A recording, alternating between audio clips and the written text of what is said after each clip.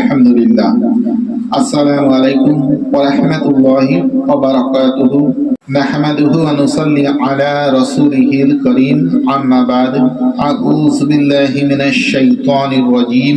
বিসমিল্লাহির রাহমানির রাহিম। লাকাদ খালাকনাল ইনসানা ফি আহসানি তাকওয়িম। কুল্লু নাফসিন যায়িকাতুল মাউত।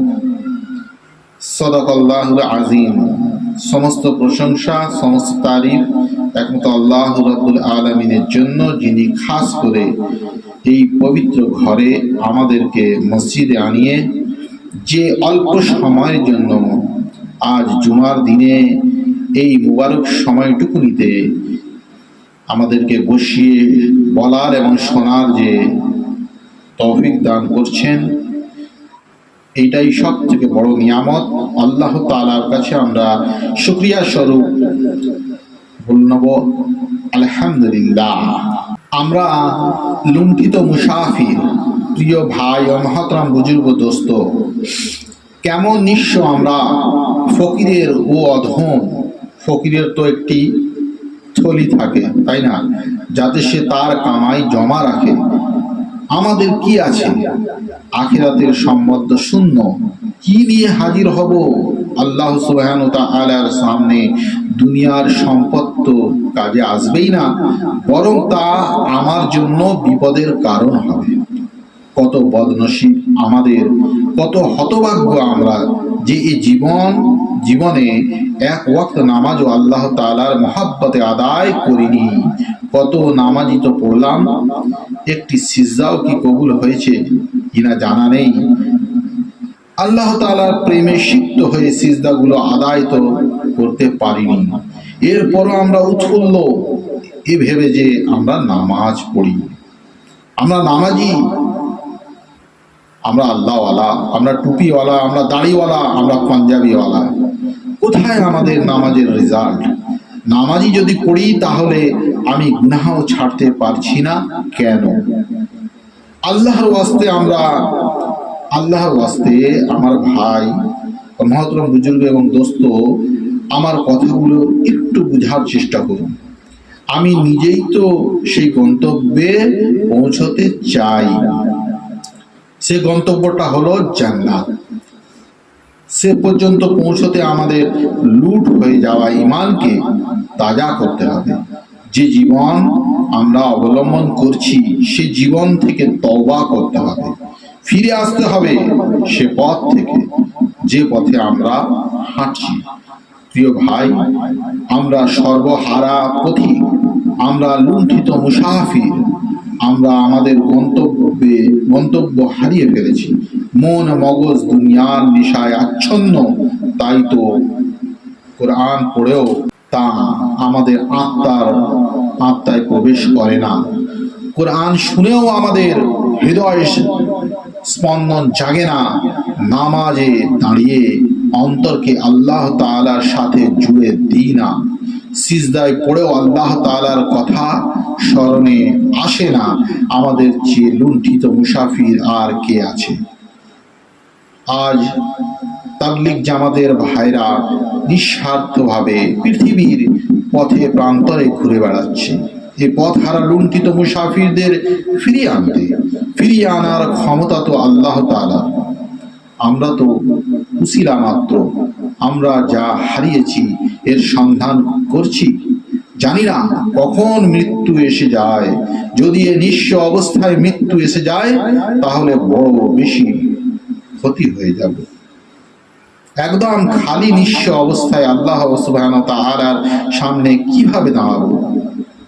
একটি সিজদাও তো পুঁজি নেই যা আল্লাহ তাআলার সামনে পেশ করব, আল্লাহ তাআলাকে দেখাতে পারবো যে আল্লাহ দেখো, এই একটি সিজদাই আমার সম্বল, যা আমি তোমার প্রেমে সিক্ত হয়ে করেছিলাম।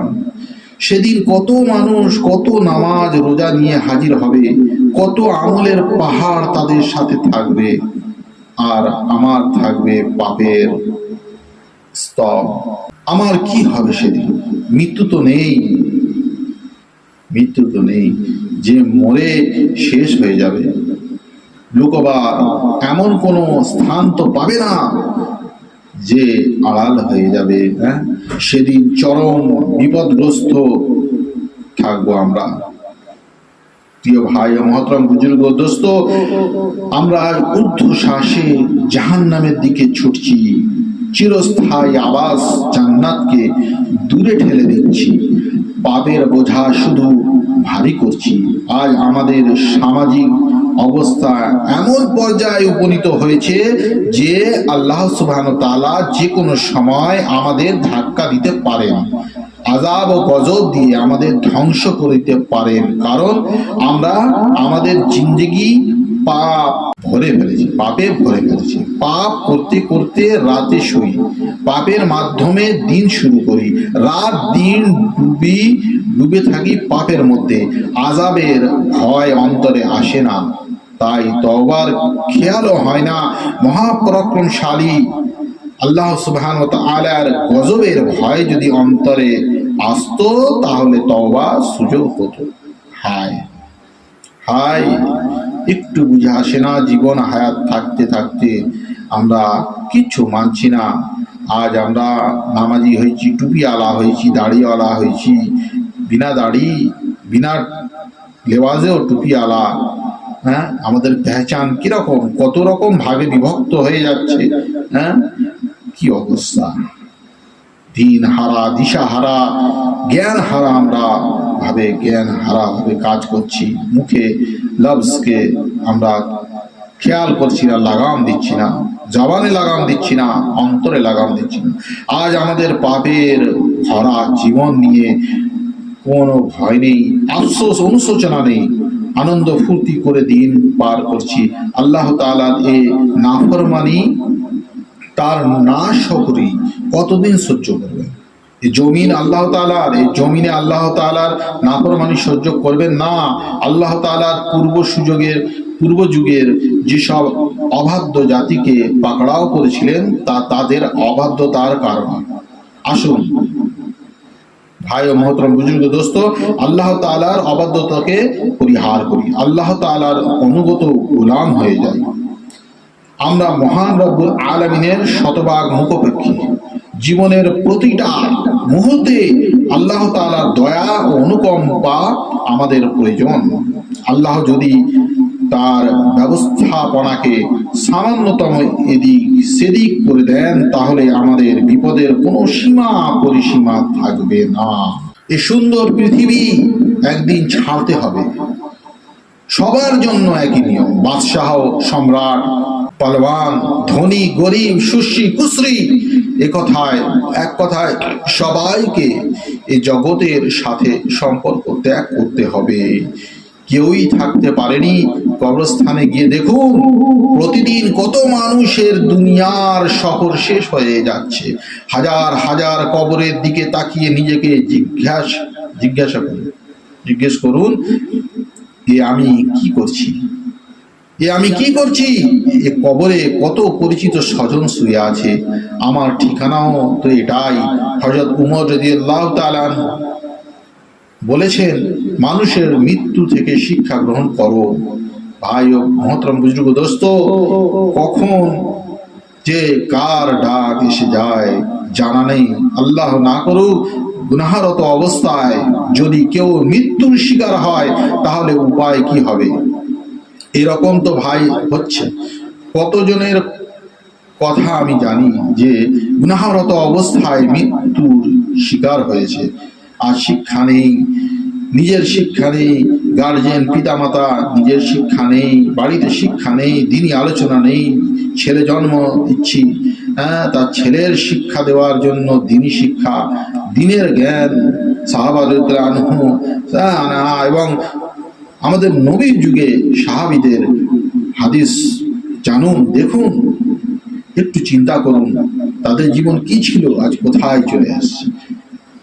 একদিন আনন্দ ফুর্তির সাথে মদ বেশি পান করে ফেলেছিল, এরপর সে অজ্ঞান হলো, আর দুনিয়ার মুখ দেখেনি, মৃত্যুর শিকার হয়েছে। ভাই, এসব কথা মনে হলে ভয় অন্তর কেঁপে ওঠে, গলা শুকিয়ে যায়।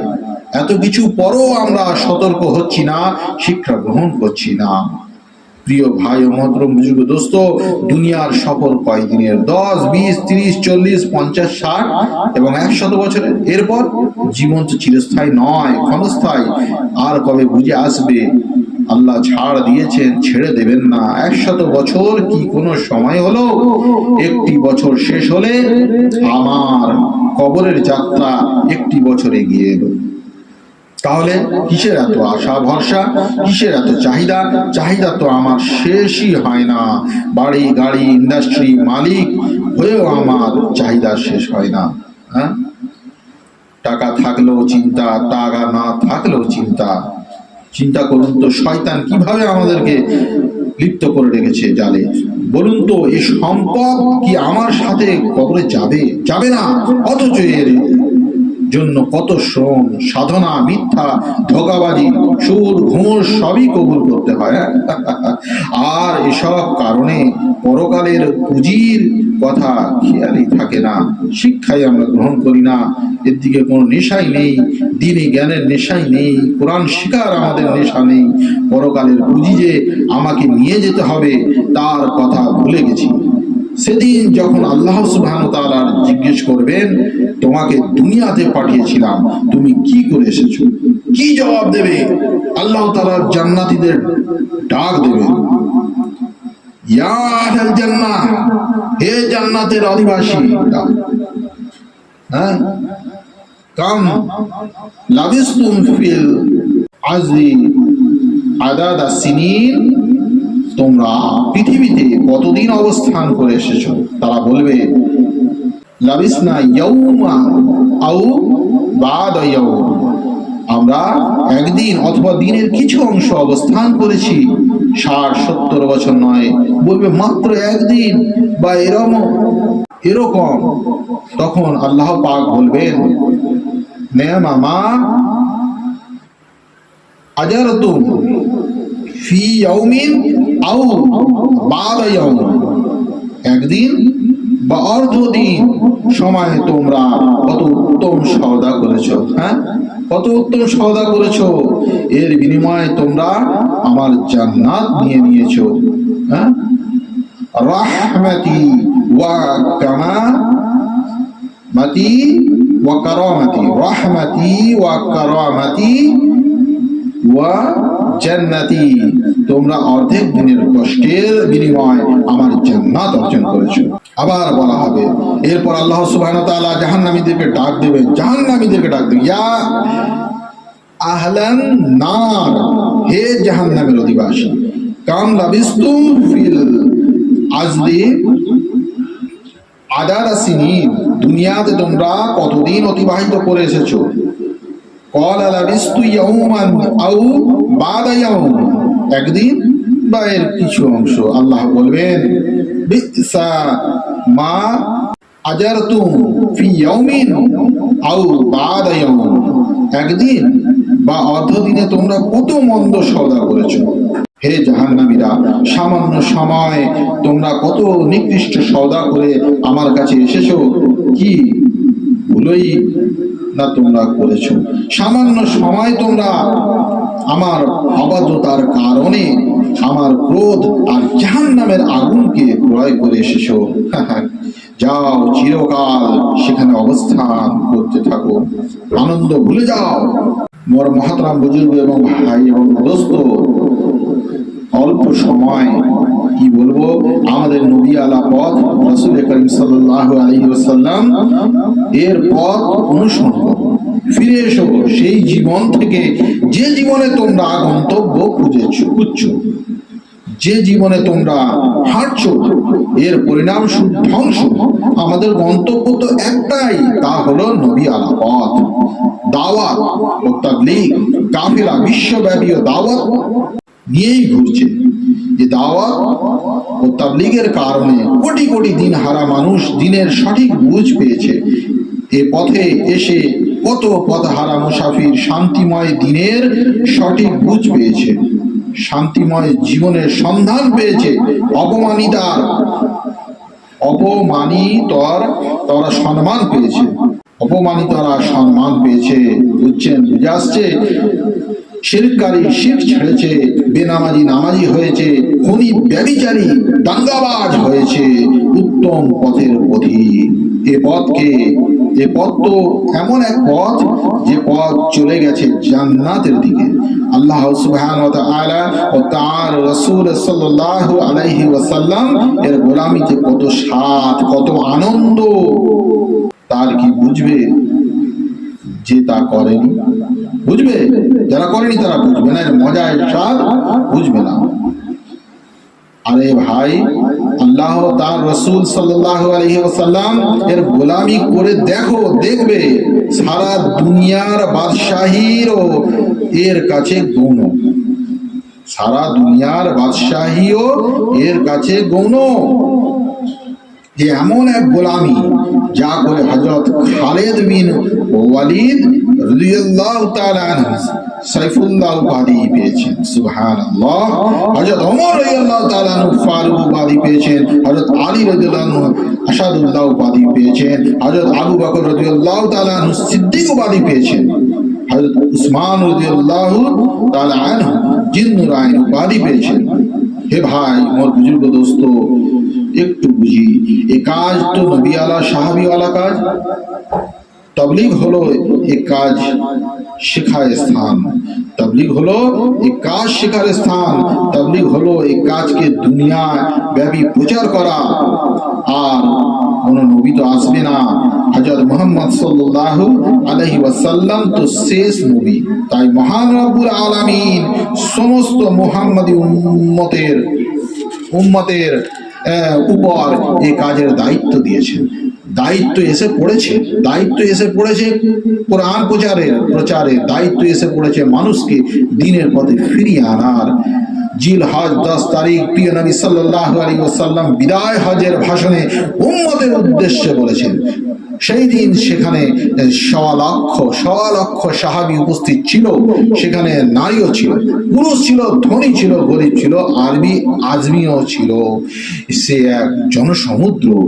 রাসূল সাল্লাল্লাহু আলাইহি ওয়াসাল্লাম উপস্থিত জনমণ্ডলীর উদ্দেশ্যে বলেন, হে আমার উম্মত, তোমাদের সাথে এটা আমার শেষ সাক্ষাৎ। আমি তোমাদেরকে মহান রব্বুল আলামিনের জিম্মায় ছেড়ে দিচ্ছি। আমার পরে আর কোন নবী আসবে না, তাই আমার পায়গাম দুনিয়া ব্যাপী ছড়িয়ে দেওয়া তোমাদের দায়িত্ব। রাসূল সাল্লাল্লাহু আলাইহি ওয়াসাল্লাম, রাসূল করিম সাল্লাল্লাহু আলাইহি ওয়াসাল্লাম এর এই আদেশ তো ঘরে বসে থাকতে দেয় না, আল্লাহ তাআলার কসম। আমরা কি করছি? দ্বীনের দাওয়াত না পাওয়ার কারণে কোটি কোটি মানুষ জাহান্নামী হয়ে মারা যাচ্ছে, অথচ আমাদের কর্তব্য ছিল ঈমানের দাওয়াত নিয়ে তাদের কাছে যাওয়া। যারা ঈমানের গুরুত্ব না বোঝার কারণে ইসলাম থেকে দূরে আছে। আজ আমরা নিজেদের দোষ দিই, অপরকে আঙুল তুলি, একে আঙুল তুলি, ওকে আঙুল তুলি। আজ আমার দিকে 5টা আঙুল তুলে উঠতে পারে, এটা চিন্তা ফিকির করি। অথচ আমাদের নিজেরাই দুশ্মন হয়ে গেছি, শত্রু হয়ে গেছি। মুসলমান ভাইয়ের ভাই স্বরূপ, আয়না স্বরূপ। আজ আমরা নিজেরা শত্রু স্বরূপ হয়ে গেছি। আজ আমাদের মধ্যে দিন নাই, আমাদের মধ্যে হিংসা, আমাদের মধ্যে আলোচনা পরকালের নাই, আমাদের আখিরাতের আলোচনা নাই, আমাদের যত সব গুজব আলোচনার মধ্যে আমরা লিপ্ত। আমাদের মধ্যে জুয়া করি, হিংসা করি, অহংকারী, আমাদের মধ্যে জিনা করি, ঘুষ করি, সব কিছুই আমাদের মধ্যে এসে গেছে। তাই আমাদের আজ এই অবস্থা। দুনিয়ায় ইহকাল পরকাল আমাদের অকল্যাণ হবে। আমাদের আল্লাহ পাক আমাদেরকে যাতে বেশি বেশি বুঝ দান করুক, আমরা সেই চেষ্টা করব। আর এর থেকে কিছু বলার নেই। আল্লাহ পাক হেদায়েত দান করবেন। আমাদের বলার কর্তব্য বলবো, আর শোনার কর্তব্য আমরা শুনবো। হেদায়েতের পথে যাওয়ার একমাত্র আমাদের নিয়ত আমাদের হেদায়েতের দিকে নিয়ে যাবে, আর আমাদের জান্নাতের দিকে আমাদের কর্মই নিয়ে যাবে। তোমার কর্ম তরুণ, তোমার দুনিয়া ঠিক থাকলে আখিরাত ঠিক হবে। দুনিয়া ঠিক করতে হবে, তবে আখিরাত পাবে। দুনিয়াও ঠিক করতে হবে, আখিরাতও ঠিক করতে হবে। তাই মহতরম বুজুর্গ দোস্ত, আসুন জান্নাতের স্বপ্ন দেখি, তওবা করি। কারণ আল্লাহ তাআলা রসুলের দেয়া দায়িত্ব আমরা ভুলে গেছি। আজ যদি আমরা ঈমান হারা পথভ্রষ্ট উম্মতের মুহাম্মাদিকে পঙ্কিলতা থেকে নবীওয়ালা পথে না আনতে পারি, তাহলে আমরা বরবাদ হয়ে যাব।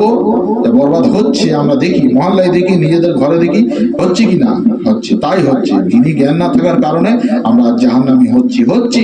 যে কাজের জন্য আমাদের নির্বাচিত করা হয়েছে, যে কাজের জন্য আমরা শ্রেষ্ঠ উম্মত হয়েছি, সে দায়িত্ব পালনে আমরা রত ঘর ছাড়তে পারিনি, অথচ আল্লাহ তাআলার পয়গাম নিয়ে ঘুরে বেড়ানোই আমাদের কাজ ছিল।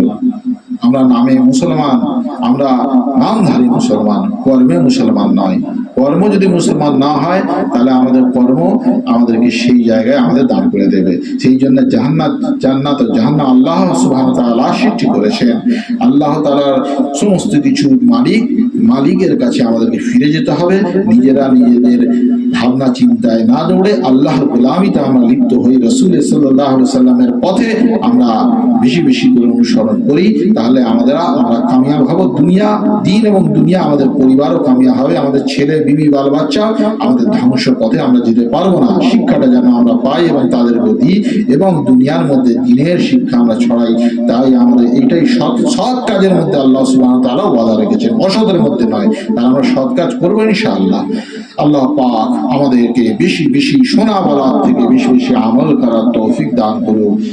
সুন্নাত পড়ে আলহামদুলিল্লাহি রাব্বিল আলামিন। আসসালামু আলাইকুম ওয়া রাহমাতুল্লাহি ওয়া বারাকাতুহু।